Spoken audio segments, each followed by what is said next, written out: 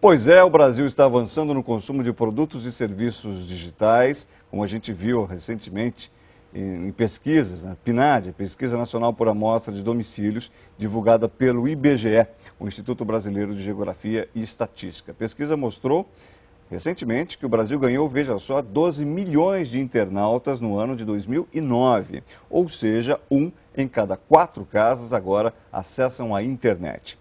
E entre os anos de 2005 e 2009, a acessibilidade aumentou mais na região norte do país. Mas será que os brasileiros têm, digamos, educação digital? Se sabem utilizar a internet da maneira correta, da maneira segura? Vamos perguntar isso para um especialista no tema, Wanderson Castilho, que trabalha com segurança digital e que nós recebemos hoje em nosso estúdio na BMF Bovespa, em São Paulo. Wanderson, um grande prazer tê-lo conosco aqui no Conta Corrente. Eu lancei uma pergunta aqui que eu já vou repassar para você. É muito saudável ver o brasileiro tendo mais acesso à internet, tendo computador em casa, mas também vem muito risco junto nessa história. O brasileiro já está sabendo, já tem esta educação digital na medida do necessário, Wanderson? Olha, Guto, pela experiência, os casos que nós estamos resolvendo, infelizmente ainda não. A consciência digital é uma das maiores, poder que o governo vai ter que fazer para que a população saiba realmente usar a internet. Como é que é possível, digamos assim, ensinar a se ter cuidado, digamos assim, com a internet? Quais são, vamos tentar passar por umas dicas mais práticas. O que precisa ser feito para que as pessoas tenham a consciência despertada de que esse universo, que é tão rico, afinal, pode ser tão arriscado também? É verdade. O internauta precisa saber que o que ele fizer no mundo virtual, as consequências podem ser enormes, grandes, e retornar ao seu mundo físico. A exposição em momentos íntimos ou a difamação de um simples e-mail pode ocasionar grandes problemas para ele na vida particular. Problemas que tendem a ser maiores ou acontecerem com mais frequência entre os jovens, ou não há uma distinção de idade quando se fala nesse tipo de risco? Não, especialmente nos jovens. Houve até um aumento muito grande na faixa etária de 14 até 17 anos, onde os jovens, por natureza, têm o seu ímpeto de escrever o que imaginar, por exemplo, num Twitter que é assim, momentâneo, instantâneo, e aí acabam escrevendo coisas ou mostrando coisas que não devem. E as consequências, eles não têm a ideia que isso pode afetar, inclusive, sua vida profissional no futuro. Vamos dar um exemplo, então, Wanderson, alguma história que você conheça, que, guardados os devidos cuidados, você possa nos relatar? Claro, recentemente um casal de jovens fizeram uma aposta no Twitter, Tweetcam, e apostaram, e a menina perdeu e ela começou a se despir na frente da câmera. Tinha, naquele momento, 20 e poucas mil pessoas assistindo aquilo e deu repercussão nacional com aquilo. Isso nunca mais vai sair na internet. Vai estar a imagem dela, o nome dela e dele. Você está falando Então, de Brasil, é um caso que aconteceu no Brasil?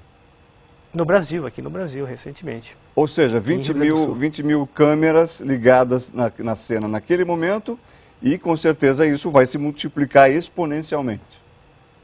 Exatamente. E eles estavam cometendo um crime, porque ela era menor de 14 anos, se despindo e aí entra no ato de pedofilia. Tá bem. E o que você acha que, deste exemplo pontual que você deu, qual seria a dica, se não para o jovem que precisa de orientação, uma menina de 14 anos, sem sombra de dúvida, está com o seu processo de personalidade ainda em formação, mas, por exemplo, que cuidados os pais podem tomar para que seus filhos não incorram em problemas tão graves quanto esses, até pela ingenuidade, digamos assim, que envolve essa temática? O que dá para fazer para valer? As regras que os pais colocam no mundo físico, onde perguntam aos filhos onde você vai, você não pode voltar mais do que esse horário, essa teu limite. Isso também tem que ser imposto às suas crianças na navegação. Ela não pode ficar sozinha no quarto trancado. Muitas vezes os pais pensam que estar dentro de um quarto está seguro, mas muito pelo contrário, pode estar conversando com um pedófilo, a porta aberta ao mundo, à internet. Por isso, o controle tem que ser até mais rígido do que no mundo físico. Além do mais, a escola hoje precisa participar disso também, colocar uma consciência digital na sua grade curricular, para que os adolescentes entendam que a internet é uma porta aberta ao mundo, ilimitado, porém deve tomar muito cuidado. Ou seja, aquela velha dica, né? De preferência deixar o computador numa área que seja pública na casa e não necessariamente fechado dentro do quarto do adolescente. É o tipo de dica prática que faz todo sentido, né, Wanderson? Os pais precisam, um responsável tem que estar perto do computador quando seu filho está ali digitando, conversando. A câmera, elas têm que ser liberada em determinados momentos.